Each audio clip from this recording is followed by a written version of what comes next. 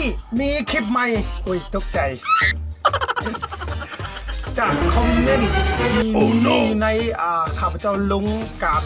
เฮ็ดลามกบไซโนส้มแล้วมันจะมีคลิปลักษณะเป็นคล้ายๆผู้หญิงแล้วมีคอมเมนต์หนึ่งบอกค่อยว่าร้องแต่งหญิงให้เบิ่งแน่ว่าซั่นเนาะมื้อนี้จะเป็นอะไรเฮาจะไปเบิ่งนำกันแต่ก่อนจะไปเบิ่งอย่าลืมกดไลค์กดแชร์แล้วก็กดติดตามที่สำคัญอย่าลืมกดกระดิ่งเพื่อรับการแจ้งเตือนและจะได้เบิ่งคลิปก่อนไปหลังค่อยอัพคลิปไปกันเลย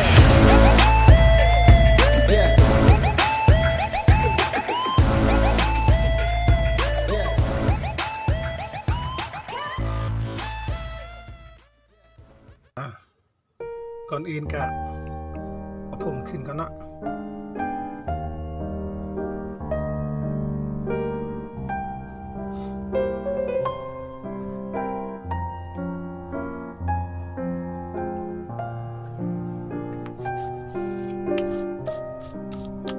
นี่มีอย่าง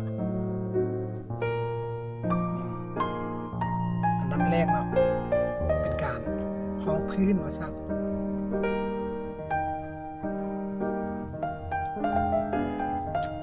ครั้งแรกในชีวิตและตัวนี้เป็นห้องพื้นแล้วเนาะวันนี้เรามาใส่อายแชโดว์ซึ่งว่าเขาจะแต่งมันหน้าแบบลุคหวานเปรี้ยวในนึงเนาะเขาจะลงพื้นลงสีเนาะเป็นสีส้มใส่ตาเนาะ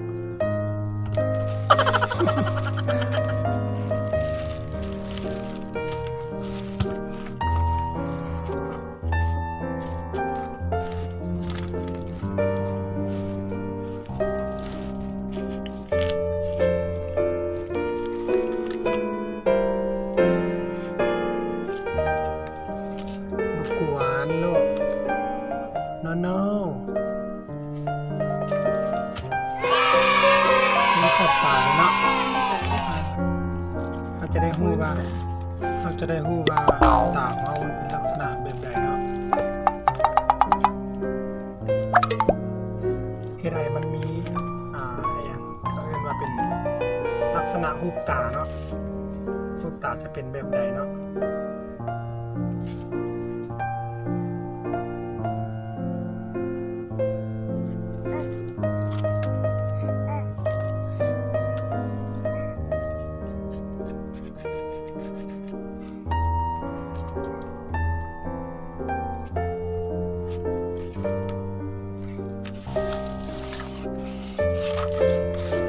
แปลกเนาะมาเป็นยังผู้หญิงคือว่า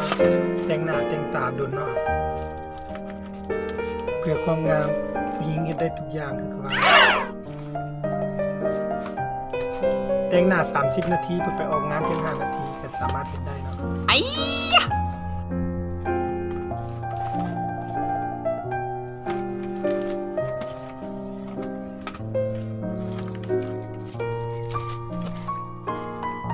FC คนใดอยากเห็นของดีต้องอดใจรอเนาะต้องใช้เวลาดุนน้อยนึงเนาะโอเค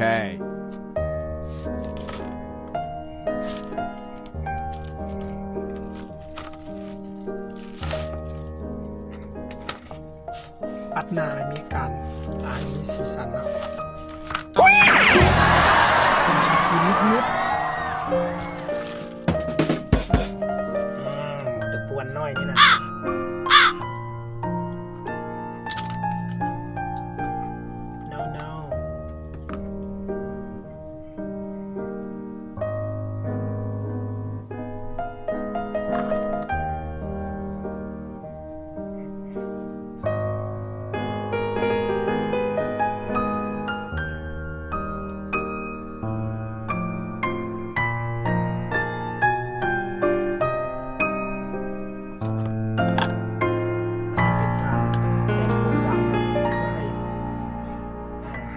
ดัง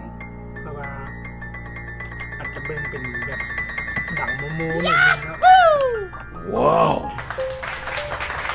นี่เบอร์ที่4แต่ว่า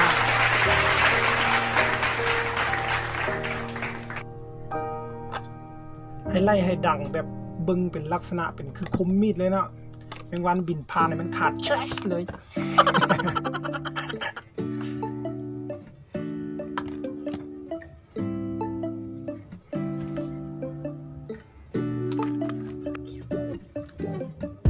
ต่อไปจะเป็นการปัดคิ้วเนาะคิ้วนี่ก็ได้ก็คิดอยู่ว่าอยากไปซักเพิ่มเนาะ Oh no มันบ่มีโครงทางของคิ้วนะก็เลยแบบว่าอยากไปซักเพิ่มแน่กำลังติดต่อหาห้านอยู่เนาะมีห้านใกล้ๆบ้านใกล้ๆเฮือนนี่เนาะซื้อห้านว่าอันนั้นซักคิ้วเด้อใครสนใจซักคิ้วแปรงคิ้วซักซบแปรงซบซักอีหยังหลากหลายเนาะสามารถติดต่อได้ที่ห้านอนันต์ซักคิ้วสถานที่ตั้งอยู่บ้านดอนแก้วเมืองไซกรุงลมไซเนาะห้านหลานสาวข้าพเจ้าเจ้าของห้านใจดีเว้ามวลเยี่ยมงามเนาะโนลูกบ่ให้เด้อลูกแต่ป๊าแต่งหน้าหน่อยนึงเนาะ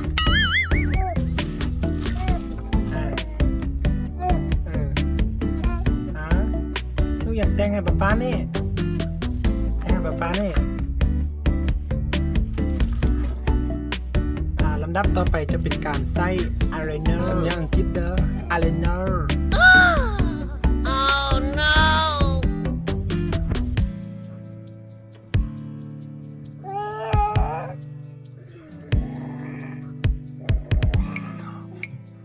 หลอกมาสิหลอกมาสิ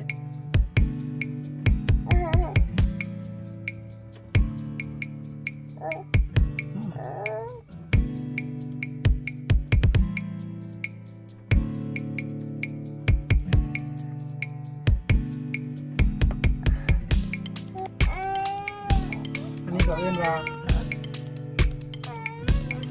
มัสคาร่า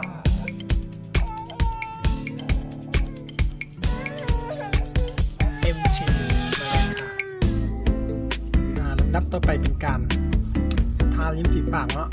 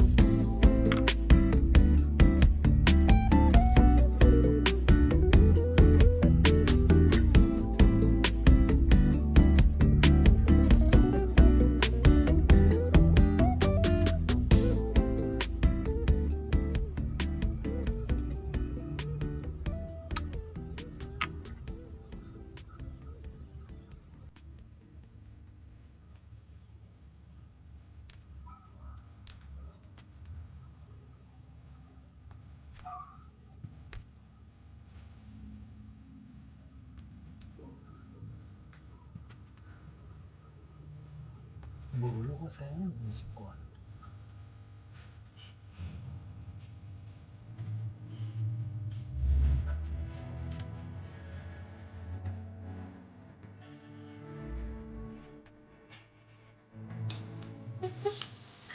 แดงโพดแล้วคือคน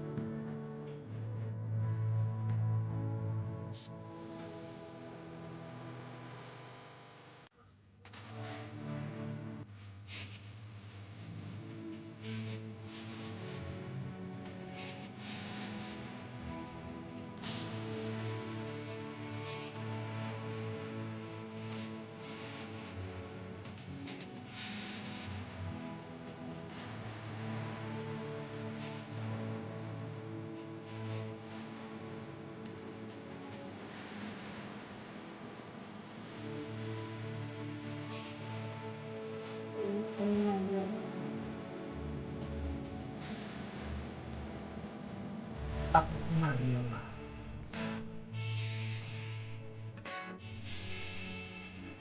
มันจะเป็นคุณอะไรเต้ ขั้นตอนสุดท้ายเนาะเป็นการใส่แป้งฝุ่นเด้อ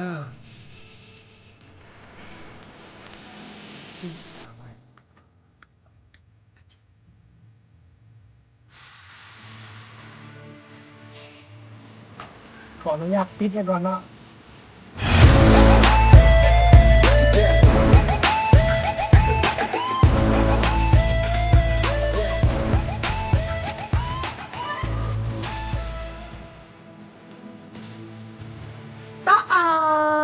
สำเร็จแล้วเนาะ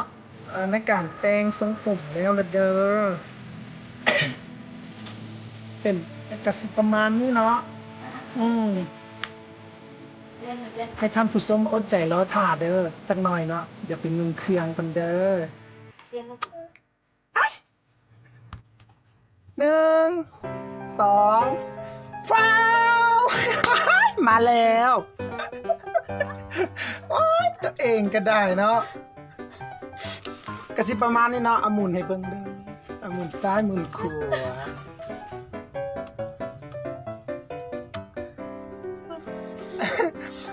ก็แบบนี้เนาะFC อยากให้แต่งตัวแบบใดหรือว่าอยากให้เฮ็ดคลิปหยังก็สามารถคอมเมนต์ไว้ใต้คลิปได้เนาะก็อย่าลืมกดไลค์กดแชร์แล้วก็กดติดตามและที่สำคัญอย่าลืมกดกระดิ่งเนาะแล้วก็ฝากไปกดถูกใจลิยาแฟนเพจ Facebook เด้อเนาะพิมพ์คำว่าลิยาพามวลเป็นภาษาลาวก็ได้ภาษาไทยก็ได้หรือเป็นภาษาอังกฤษก็ได้เนาะก็ต้องขอขอบใจขอบใจน้ำ FC ทุกคนเด้อที่ติดตามกันเนาะอยากให้เฮ็ดคลิปหยังก็อย่าลืมคอมเมนต์ไว้เด้อแล้วก็การแต่งตัวในมื้อนี้เป็นแบบใดก็อย่าลืมคอมเมนต์ไว้ใต้คลิปให้เบิ่งแดเนาะคอมเมนต์ว่าเป็นลักษณะหน้าตาแบบนี้อยากให้เปลี่ยนแบบใดอยากให้แปลงแบบใดก็ FC สามารถคอมเมนต์ไว้ได้เนาะเจอกันใหม่คลิปหน้าสำหรับคลิปนี้ต้องขอกล่าวคำว่าสบายดีบ๊ายบาย